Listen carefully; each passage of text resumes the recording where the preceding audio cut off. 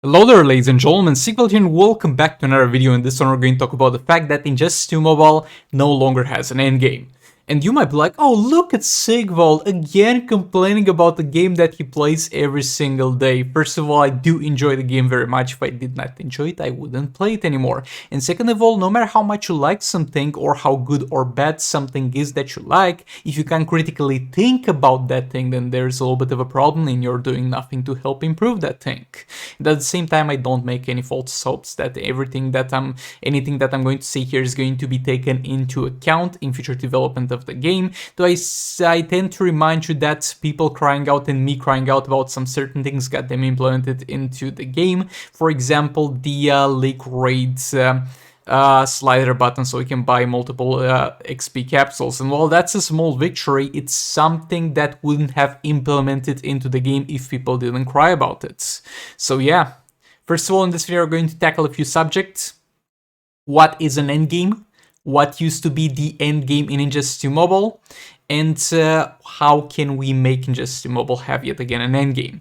So first of all, what is an endgame? Basically, the end game is the content that you strive towards, the content that you build towards, something that you access after playing quite a while of the game to, let's say, its max potential, and something that's going to be at the same time hard and rewarding. I can give you a few examples. For some games, the end game is going to be the PvP side of things. You build your stuff towards being better than everybody else. For other places, it's going to be let's say some certain raids that you can access only with very strong teams, or some bosses or something like that.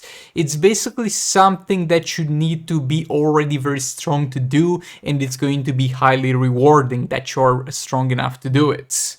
And I'm not necessarily saying do everything for the players with maxed out accounts, but as it is important to make it a good experience and a rewarding experience and an interesting experience for the new players, it is as important to do it for the players that already have strong accounts, because while you want to get new players into the game, you also want to keep your player base satisfied. So what used to be endgame in Injustice 2 Mobile, because we did at points have an endgame, believe it or not. Tier 6 League raids, when they released, they were quite endgame, because there were not many strong characters in the game there. There were not yet releasing characters geared towards the raiding and soul raiding experience. So tier 6 raids actually were endgame at that point. They introduced an easy way to get gear materials, gears for characters. They introduced a resource by which you could get some exclusive characters that you could get only by farming that resource. And at the start they were hard, because you needed quite a few good players, because nobody knew what they were doing mainly, and second of all because, as I said, there were not many strong characters and everybody was building at that point 49 champions arena. So at that point, having a team that was able to clear tier 6 for a while at the very least was quite an accomplishment, was hard enough, and at the same time was rewarding enough. There you go, that's an example of endgame. Tier 8 raids were a little bit of an endgame when they were introduced. They were giving a little bit better rewards than the tier 6 raids, higher chances to get artifacts, which were the only artifacts in the game at that point, and they were hard enough so that you had to have a stronger account and plan out. Tier 8 raids were kind of the point where you couldn't really say anymore that you can build whatever you want and you could still succeed in raids, because the bosses had so much more health and higher defenses. Now, both the tier 6 and tier 8 raids are going to be more or less a little bit of a joke nowadays, because there are so many new artifacts in the game introduced and so many new characters introduced, to the point where people have a very strong account and are very good at the game can solo the tier 8 difficulty league raids. And bro, at that point I don't think it is really endgame, and it's not even that rewarding to solo it, because you would receive kind of the same rewards if you played it with your team and you got rank 1, so that's not a way to do it necessarily, but it's just an example to how easy it has become to clear tier 8 soul rates, and the rewards were kind of rendered mostly useless. the gear materials and the credits that we get from league raids are not that important anymore because we get so much more from soul raids. The character drops are no longer that relevant because they never go back and upgrade the character drops for league raids, and we get mostly old characters that are not that useful. The best thing you can get from league raids is less of Joker shards, and while that's not bad, there are not many examples of characters as good as that. The artifacts, the Azure artifacts, especially since the introduction of Dark Metal cards, which put All Blades kind of in the garbage can, are not really relevant anymore, and not even the artifact materials, because you're going to get far more than you need from Soul Raids already, so it is no longer difficult and it is no longer rewarding. Arena used to be endgame content at the release of the game because at the start everybody was in the same arena, nobody had the characters that were in the arena seasons, and everybody was building their accounts as strong as they could to compete to be the absolute best out of all the people that play the game. But that was kind of also rendered not endgame content because they have this system, which in my opinion is kind of bad, with multiple arenas, where they have multiple arena brackets that you're stuck in when you make an account based on the account date that you made it. And this makes some arenas very easy, some arenas very hard.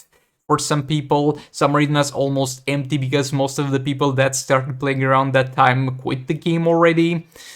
It's a very weird arena system, and the rewards are not really that useful anymore because at this point people who have strong accounts, which is people who should be experiencing endgame, have the characters unlocked that drop from the arena seasons, and at the same time they are not putting new characters in the arena seasons.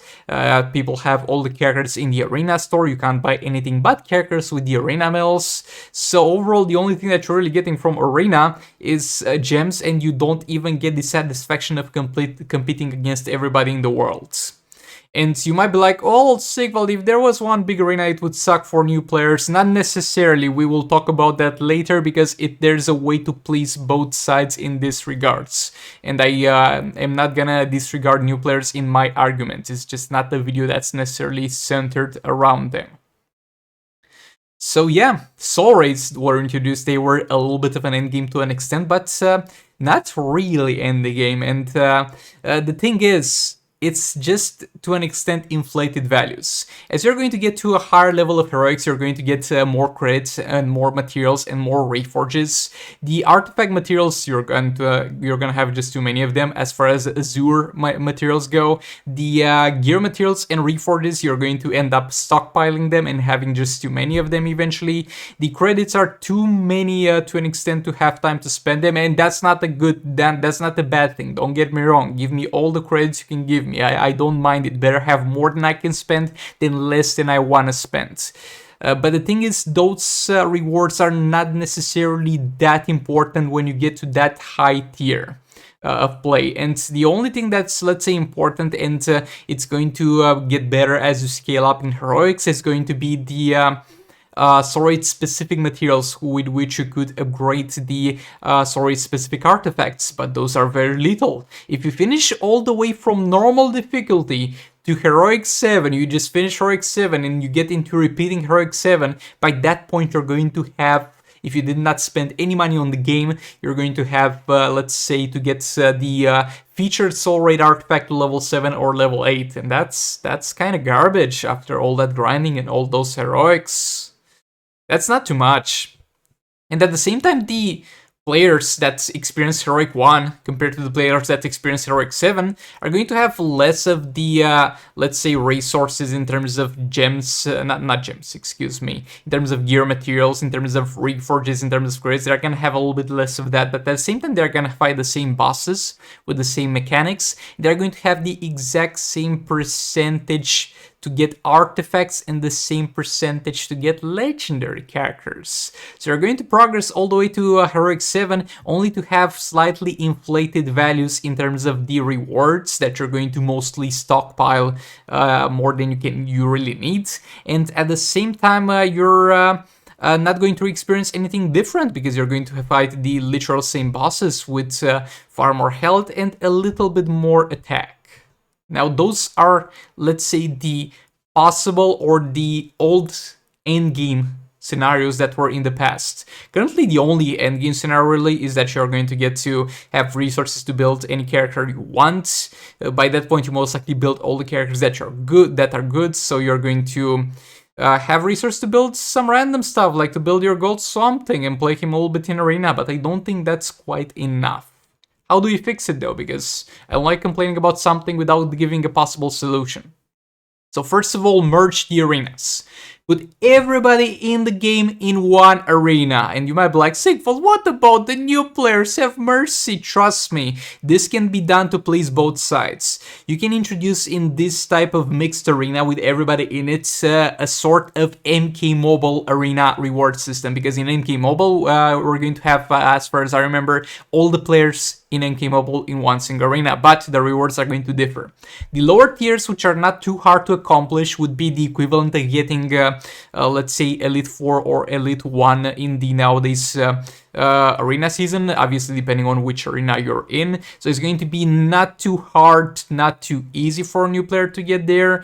Let's say medium difficulty, but when you do that, you're going to get a chance to get the featured gold character of that specific season, as we have now arena seasons, and at the same time a chance to get instead a random gold character plus gems plus arena medals. Then we move up to the mid tiers. People in the mid tiers are going to get a 50-50 chance between getting a featured gold character or a random legendary character. They are going to move into the top 100% people, or they are going to get almost a guaranteed chance to get a legendary, and then the top 50 players are guaranteed to get legendary. I mean, I don't really think, I did not think too much on the specifics of this reward placement, but you get the point. We're going to have for the lower brackets a little bit of a better reward and a more of a guaranteed chance to get that gold character. That's very important for them. And as you advance, you're going to have a far higher chance to be rewarded with something that's actually rare and something that's actually worth it grinding towards, which is a random legendary character. And it won't be too bad for them, because if they were to introduce all the legendary characters, there are still a lot of garbage legendary characters to get from there, and the competition would be fierce, but at the very least would give people the sentiment to grind towards something and to improve towards something. At the same time, please add XP capsules to the arena store. There are a lot of people that have all the characters in the arena store and nothing to spend their arena medals on. That's basically a garbage, useless resource.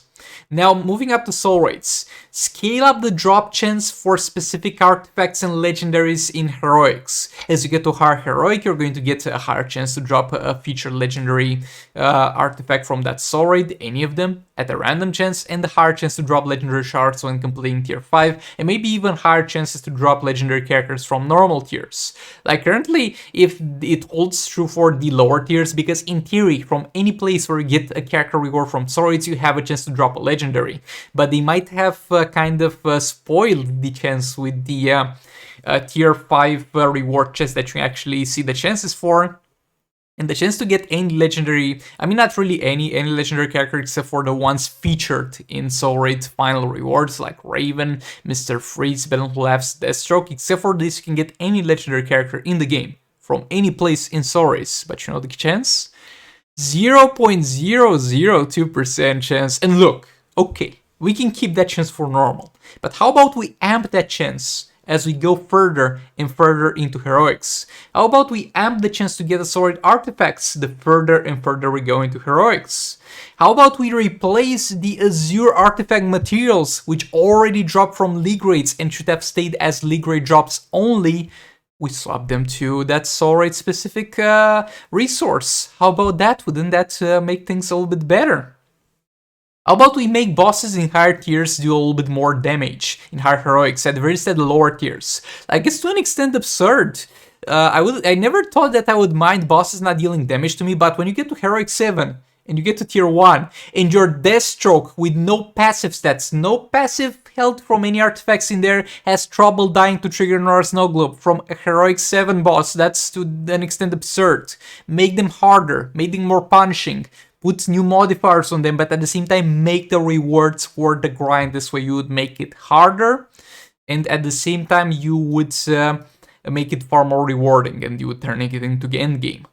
Next up, league rates. Release tier 9 and tier 10 league rates and make it so much harder than the tier 7 and tier 8 rates, to the point where you need 15 to 20 strong players to finish it, and make it have a chance to drop soul rate artifacts and make it have a chance to drop legendary character shards. Maybe even put some legendary character shards in the league store. For starters, you can put just the garbage ones, because you can put Suicide Squad Harley, Suicide Squad Enchantress, so that people don't necessarily have something that they really need, but something to have fun with, something that they're not gonna go out of their way to get anyway, unless you put it somewhere where it's very accessible.